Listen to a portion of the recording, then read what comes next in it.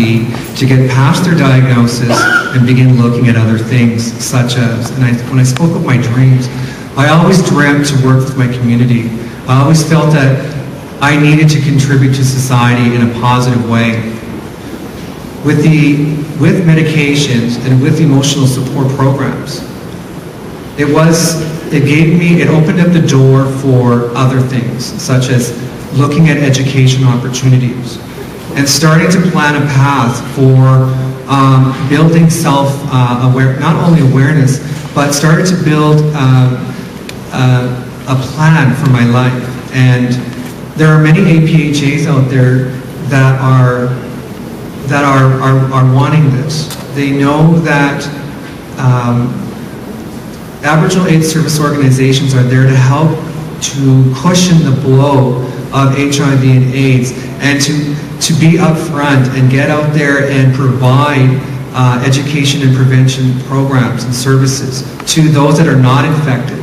But the individuals that are already infected do need some services and programs that allow them to get past the initial trauma from becoming HIV, looking at it from a primary health model, and then moving into education and employment opportunities. Working in the health sphere, and I now work in Aboriginal labor market programming, and the federal government is very interested in providing Aboriginal people from all spheres, from youth, adults and so forth, those that are working or ready to work, the funding to be able to go to school. And there are First Nations, Métis, and Inuit communities that actually administer these programs.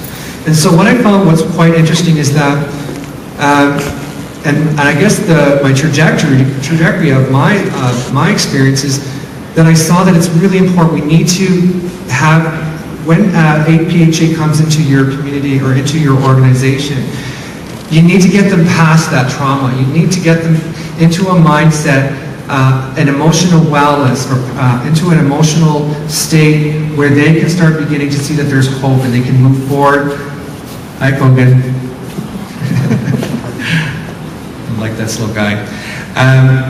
You need to get them, get APHAs moving forward, instead of having them sitting in organizations and just sitting there doing whatever, just being. We need to have a purpose.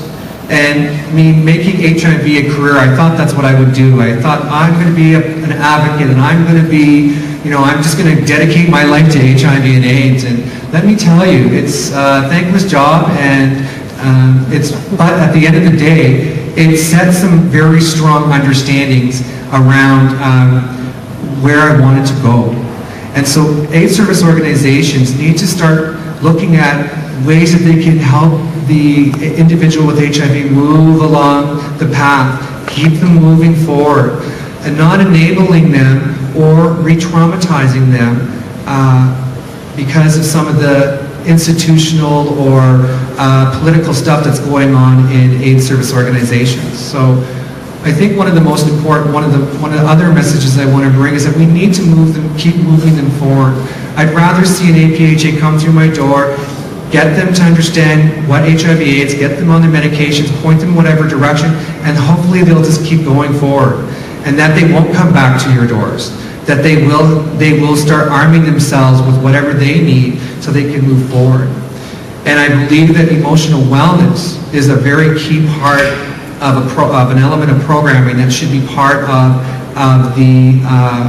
AIDS service organizations. And so those social workers that are working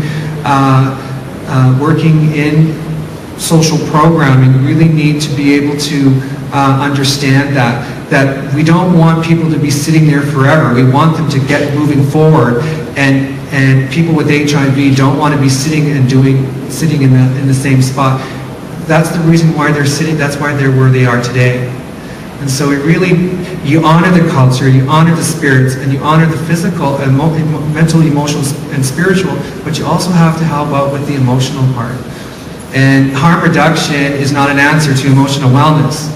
It is a tool to help us move forward, but we need to be able to connect with our clients. We need to be able to connect with that person, because all we're doing is asking for validation, that we're okay, that we're going to make it through, and we need your help, and we need to get forward.